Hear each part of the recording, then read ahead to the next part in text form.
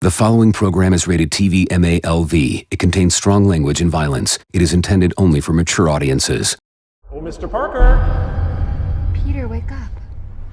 Are you asleep in my class, Parker? Pete. This is starting to sound like a bad comic book plot.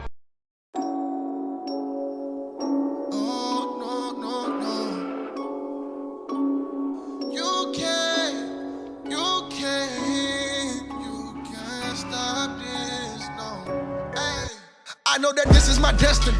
I was at my lowest, he saw the best of me. All of my doubts are the rest in peace. Buried them deep, then I let God come work with the rest of me. Yes, I am blessed, never stress, disconnect from all my demons. They can never get the best of me. Truly blessed to be a...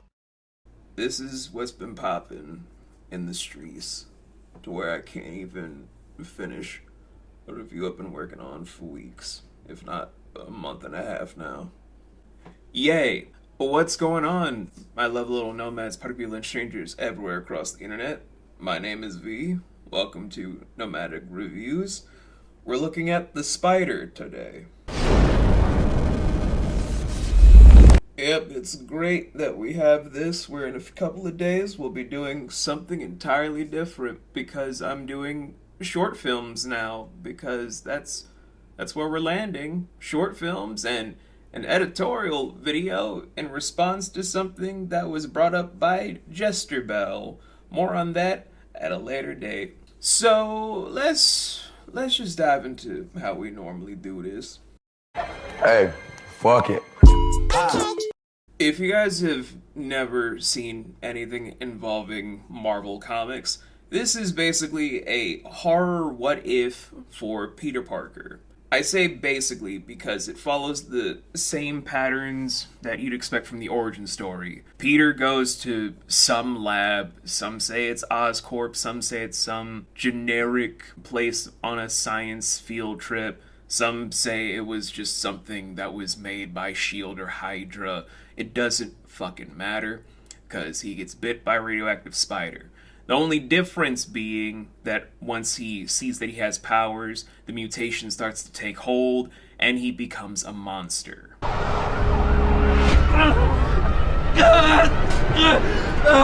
Peter? No, please!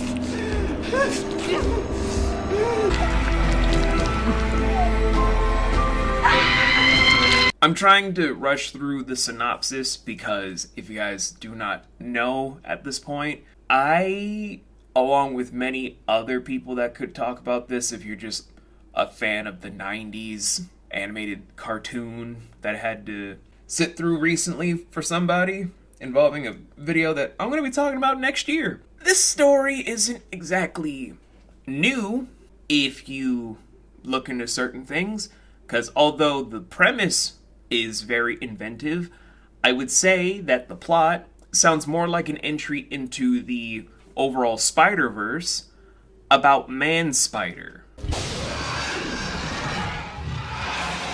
Oh god, we're doing a video where I'm talking about Man-Spider. That is great. I'm gonna be the fucking comic book guy today. So, Man-Spider, coming from some storyline I imagine. Man-Spider is a mutation that occurred within Peter Parker at a certain point. I think it was either in the 90s or early 2000s. My memory is very murky because it's been decades. Where Peter developed a brand new form of himself that became more spider than man. Eventually he was cured, obviously, from how we have stuff in the mainstream comics nowadays.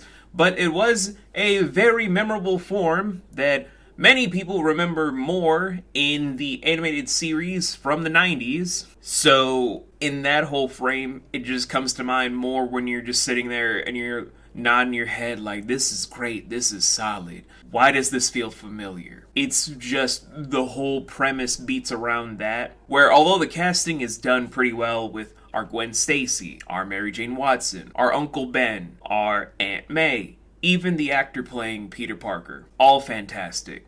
To just say that this is a storyline that you wouldn't see coming though, like how many people are just probably trying to say all over the place, I'm not gonna go that far. It's basically telling the story of Man-Spider to where if Sony were smart, they would approach this team about incorporating this into an upcoming thing with the Spider-Verse. Whether to do it on an original thing with Miles Morales' thing in the future, or to have it be with Tom Holland's Spider-Man for an ongoing deal with Marvel Studios, before Sony gets absorbed into the Disney Matrix, just to make it more fair. That's just my opinion, but, we'll see where the chips lie.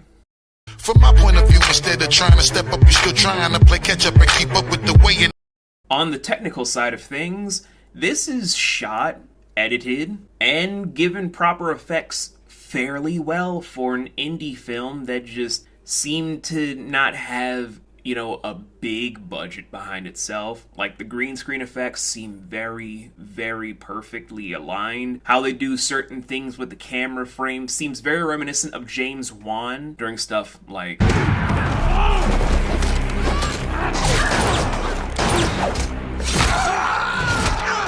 Even how they did certain things with the overall practical effects from certain scenes actually does seem very aesthetically pleasing. The one thing I will note, though, is that man spider that we get at the end of the film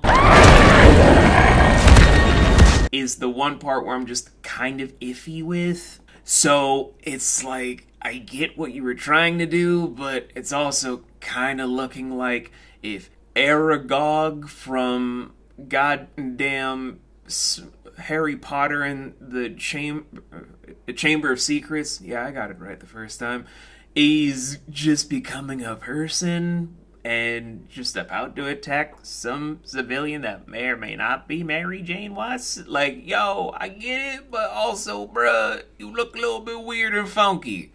I ain't afraid of your ass at that point. This is what you call a flip. 10 keys from a car to brick. Bentley from his mama whip. I think just overall, this is going to be a very short episode, guys. I know, very shocking that I'm making this a very short episode, but you gotta understand, I got so many videos to do. Anyway, back to the main topic. Overall, this is not a bad short film by any stretch of the imagination. Several million views kind of proves that this is a worthwhile experience. But honestly, a lot of superhero short films are just kind of made with a lot of love and attention because they're made by the fans. Something I will be addressing in a few different short films I will be reviewing over the next few months. But aside from all of that, it just feels like a good entry into the Spider-Verse that kind of complements a lot of the good that we've been getting from superhero media to outset the bad we've been getting, and I hope to see more from this team. Hell, if the team actually watches this video, I would love to do an interview with you guys to talk about the process, what led you guys to do all of these things, and get all of the things from your technical side of stuff to understand it better, creative to creative. That's what I would love to do. But until then, these are the scores I've given it for my overall rating, where I'm giving The Spider a horror Spider-Man short film a basic score of 11.5 out of 13. I'm going to give you 5.5 out of 7 stars, and I will be giving you guys a B+. I will definitely be looking forward to more stuff that this team has done because I'm assuming you guys have done many different short films, and I would love to see more of your work. And I leave the door open for anything involving an interview I could give you guys, do some promotional stuff, whatever have you, because this was honestly very fun. I might watch this again to do some other things in the near future with some other people I know, and I just kind of look forward to seeing what happens next. But until then, we have a pre-recorded thing that is going to be edited and posted hopefully several days after this review, and then we're going to be doing some editorial stuff I've had to do because people have been hitting me up IRL about a lot of things involving Critical Role, some stuff involving Jester Bell's thought process about X-Men 97, and a couple of other things about mainstream media because I was watching the docu-series of Quiet on Set. Hooray for bothering me when I'm trying to play catch-up. It's so much fun! Boy, you crazy!